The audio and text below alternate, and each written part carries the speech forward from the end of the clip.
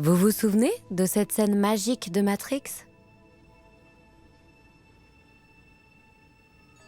C'est une référence au mystérieux Uri Geller, rendu célèbre dans les années 70 en tordant des cuillères, soi-disant grâce à ses super pouvoirs.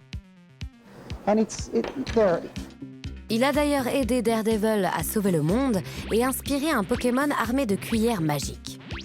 Ami intime de Michael Jackson, ce mentaliste mégalo voue toujours un culte aux cuillères qui ont fait sa fortune.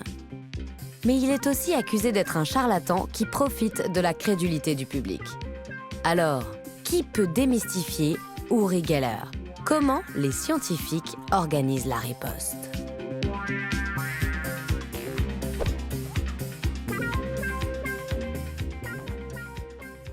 Tordre une cuillère, je pense que tout le monde peut le faire, hein, sans aucun problème. Maintenant, si c'est tordre de cuillère à la Uri Geller par le pouvoir de l'esprit, là, c'est faisable aussi. Et pas besoin d'avoir des dons très très développés, quoi. Ah bon? Cet homme qui préfère la blouse blanche à la cape de super-héros s'appelle Henry Brock et il est professeur de biophysique à l'université de Nice. Il s'est montré capable d'inverser le sens de rotation d'un bout de bois.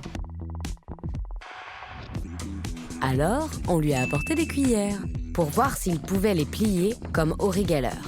On va simplement faire ça. Et là, on la voit se courber tout doucement. Dingue! Mais alors c'est quoi le truc? Ben, le truc, c'est d'utiliser un détournement d'attention.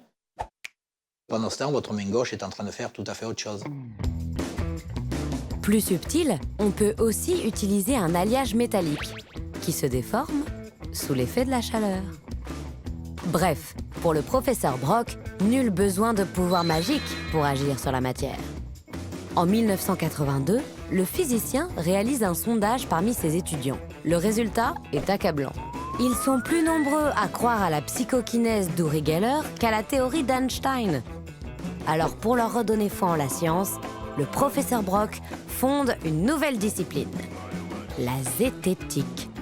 Un drôle de mot qu'il connaissait depuis son enfance, puisqu'il était passionné de Diamino, un ancêtre du Scrabble.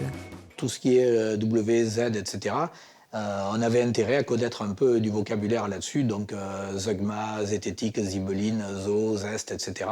Ben, n'avait plus de secret pour le petit gamin que j'étais. D'accord, mais ça veut dire quoi, zététique?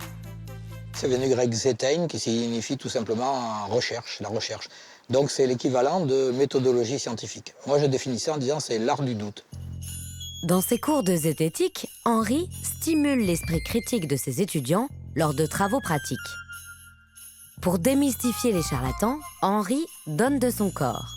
On l'a vu marcher sur des braises, tel un fakir. Ses élèves sont même parvenus à entrer en lévitation par la seule force de la science.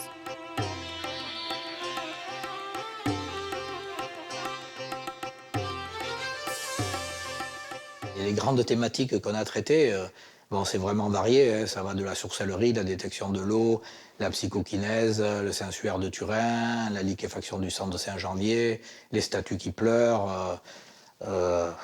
Les statues qui pleurent. Les statues qui pleurent, oui, c'est des statues dites miraculeuses, quoi. Et bon, on montre comment on peut refaire ça assez facilement.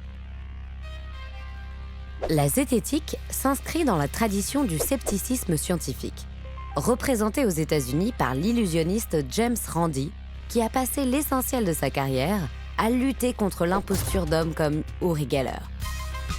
The Amazing Randi promettait même $1 million à qui pouvait lui démontrer scientifiquement l'existence d'un phénomène paranormal.